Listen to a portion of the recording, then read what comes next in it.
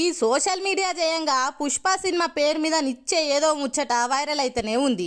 ఇండస్ట్రీలో ఇనొస్తనే ఉంది. Shooting late అయ్యే వరకల్లా రిలీజ్ ఇంత ఆలస్యం అయ్యేసరికి పుష్ప 2 కాదు పుష్ప 2 లేట్ అని పేరు మార్చుకోరు అనుకుంటా మీమ్స్ కూడా వేస్తుర్రు. మొత్తానికి అన్ని కుదిరి డిసెంబర్ 5 తారీఖు నాడు సారా దునియా అంతా గ్రాండ్ గా రిలీజ్ కాబోతుంది పుష్ప పార్ట్ 2. అయితే కొన్నొద్దుల సంది ఈ సినిమాకి దేవిశ్రీ ప్రసాద్ ను తీసేసి మ్యూజిక్ కొట్టేందుకు తమన్ను పెట్టుకురు అనుకుంటా ట్విట్టర్ లో పొట్టు వార్తలు వచ్చినాయి. పాటలు డిఎస్పీ చేస్తే బ్యాక్గ్రౌండ్ మ్యూజిక్ తమన్ చేస్తుండ అనుకుంటా డైరెక్టర్ సుకుమార్ కి కూడా తెలియని ముచ్చట్లను వైరల్ చేసిరు ఇంకొందరు. దేవిశ్రీ కొట్టిన మ్యూజిక్ నచ్చక తమన్ని సగంకెళ్ళి చేయమన్నారు అనుకుంటా నిర్మాతలు కూడా నోరు తెరిచే గాసిప్పులు గట్టిగిన వచ్చినాయి. మొత్తానికి ఇప్పుడు తమన్ బయటకు వచ్చి మాట్లాడే వరకల్లా ఆ ముచ్చట మీద క్లారిటీ వచ్చింది. బాలయ్య కొత్త సినిమా టీజర్ లాంచ్ ఉంటే ఆడికి వచ్చిన తమన్ని పుష్ప 2 కి మీరే మ్యూజిక్ కొడుతుర్రా అనుకుంటా రిపోర్టర్లు అడిగే వరకల్లా జవాబు చెప్పింది ఇట్లా.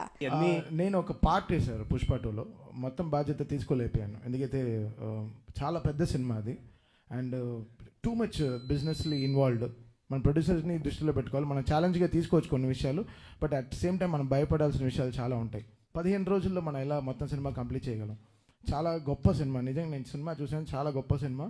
బట్ నేను ఒక పార్టీ చేయగలిగాను, అది డైరెక్టర్ గారు హీరో గారు చాలా హ్యాపీ అండి. కాదట మొత్తం సినిమాకి ఏం పని చేయలే, ఓ పాట చేసిన అవుట్పుట్ అదిరిపోయింది అనుకుంటా icon star hardcore fans full ఖుషి అయ్యే మ్యాటర్ చెప్పిండు. మరి దేవి ఒక్కటి చేస్తేనే పార్ట్ 1 బంపర్ హిట్ అయింది. ఇప్పుడు పార్ట్ 2 కి తమను ఇంకొందరు కూడా తలో చేసి కొత్తదనం చూయిస్తే ఇంకే రేంజ్లు ఉంటుందో మరి అనుకుంటా అల్లు ఫ్యాన్స్ కళ్ళు కాయలుగా ఎదురు చూస్తున్నారు. ఓ దిక్కు కలెక్షన్లతోని రికార్డులల్లా, ఇంకో దిక్కు అవార్డులల్లా తగ్గేదేలే అనిపించిన పుష్పరాజు ఈసారి అస్సలు తగ్గేదేలే అనుకుంటా పార్ట్ 2 తోని ఏ రేంజ్ హిట్ కొడతాడో చూడాలి మరి.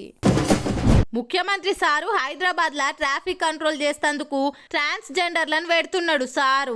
మరి వాళ్ళు ట్రాఫిక్ కంట్రోల్ చేస్తే ట్రాఫిక్ పోలీసు వాళ్ళు ఏం పడావు చేస్తారు? టౌన్ లో కూర్చొని కొరియన్ సిరీస్లు చూసుకుంటూ ఊకుంటారా అని అనుమాన పడిరు. పోలీసు వాళ్ళకు వీళ్ళు చేతి కింద ఉంటారట. వాళ్ళ కోసం సపరేట్ గా డ్రెస్సులు కుట్టించి జీత భత్యాలు ఖరారు చేయాలని పోలీస్ పెద్ద ఆఫీసర్లకు ఆర్డర్ వేసిండు ముఖ్యమంత్రి సారు. ఈ కథ గమ్మతే ఉన్నది. ట్రాఫిక్ పోలీసు వాళ్ళకు హెల్పర్ల లెక్క ఉండేతందుకు కదా హోంగార్డులను తెచ్చి పెట్టిండ్రు. మళ్ళా ఆలుండంగా వీళ్ళెందుకని కొంతమందికి డౌట్ అనుమానాలు వస్తుండొచ్చు.